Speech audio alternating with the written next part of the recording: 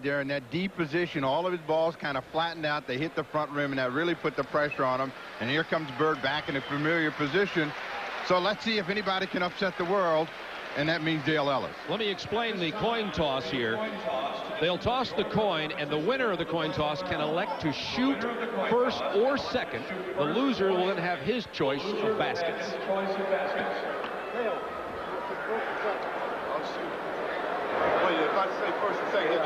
It's like Dale won the toss, Bob, and is deciding what he wants to do. He's saying, I will receive. Dale Ellis won the toss, and he can choose to go first, and he has said he will go first, and Bird chose the end opposite to the direction they are walking for his shooting. Well, he's been wearing this end out. We'll be back in a moment for the finals. Dale Ellis, we are not going to go away. Dale Ellis is going to shoot right now. 1 minute, 25 balls, a maximum of 30 points. The winner with $12,500. Second place, $7,500. This first rack is probably the most crucial for Ellis. If he can get a good rhythm going, he'll have a chance.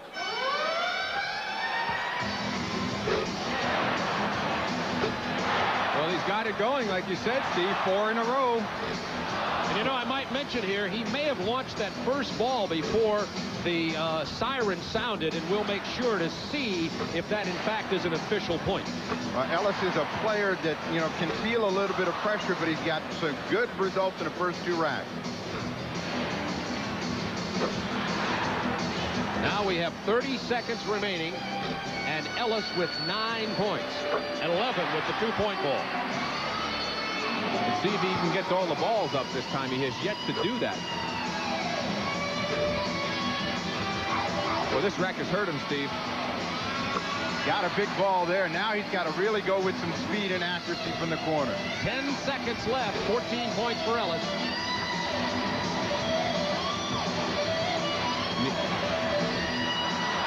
He gets them all off. Unofficially, Ellis with 15, but we're going to hold just a second to make sure of that. The first shot may not have counted. And Larry Bird, the 2-time defending champion, nobody has ever defeated him in the long-distance shootout, is set to go right after we take a look at Dale Ellis. There you see Dale firing away. He got off to a terrific start, like you said, Steve, and I thought that that would get him going. However, even though he shot well on the second rack, the third and fourth racks were really his downfall. He was only able to drop that 1 brown ball and 1 2-point shot in on those 2 racks, and that could prove to be very costly going up against the defending champion, Larry Bird. You know how Bird is. He feels that when the money's down, no one is better than himself. Watched him. He lined all those balls up to be in the perfect position on that first rack. I'm surprised he didn't do it on all of them. He has 60 seconds, 25 balls. He has to meet 15 points, a slow start. But he warms up as he gets going. 3 points out of the first rack.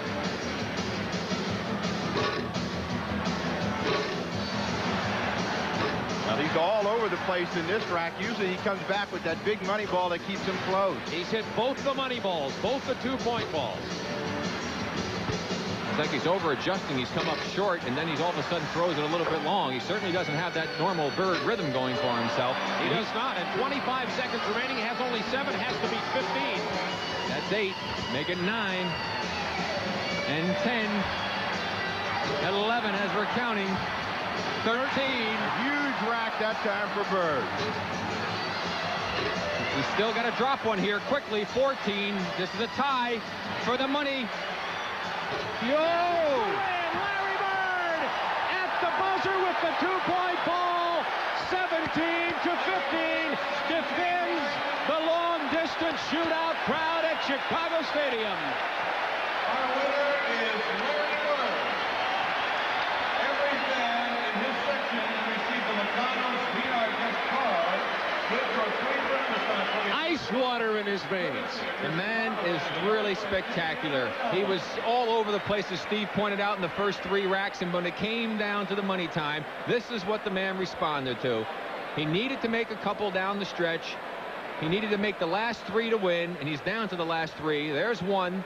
Now he's tied, and now he's the winner 3 times in a row. He knew it when he let it go and was headed for that check in the winner's circle.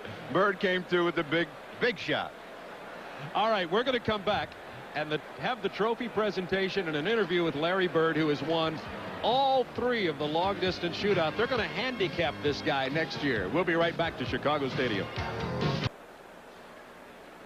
So there you have the final standings of the 1988 long distance shootout. Larry Bird the winner, 17-15, and it was really interesting there at the end. Now on the floor right now are Mike Chamberlain, Director of Sports Sales for Sheraton, Al Thomas, Senior Vice President Operations West for Sheraton, Tony McKinnon, Vice President Advertising and Marketing Programs American Airlines, and Adrian DeGroot, President of NBA Properties, presenting the check for $12,500 to Larry Bird, the winner for the 3rd time in a row. And you can see they had a sticker to put on for his name, but they should just written it out to Larry early.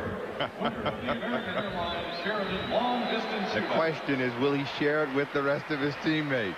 As Michael Jordan did in the Slam Dunk Championship, my prediction is no. They say Larry, while not being what you'd call cheap, watches his money. He's got more than most. Here's the presentation of the trophy. Wonder when they retire it, as how many will win. Who will be the next great outside shooter? And speaking of that, I'd be interested to hear what both of you have.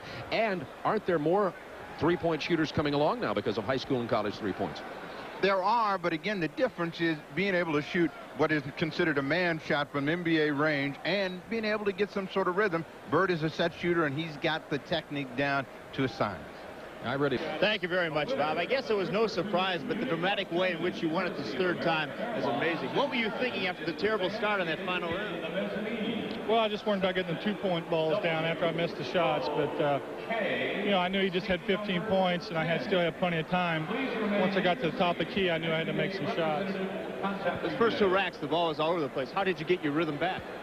Well, you have to concentrate a little bit more and take your time. A minute's a long time to get up 25 shots, so I just took my time and was just hoping that someone would start dropping for me. With names like Al Capone and John Dillinger, Chicago's had some memorable shootouts. Maybe not stakes this high, but nobody cooler under pressure. You really thrive in this. Well, it's a lot of fun. You know, the guys come out, and it's a little bit harder than it looks. I got out there, and I knew I had to beat 15 points. And I just took my time and made some shots at the end, and everything worked out for me. Congratulations once again. Thank you.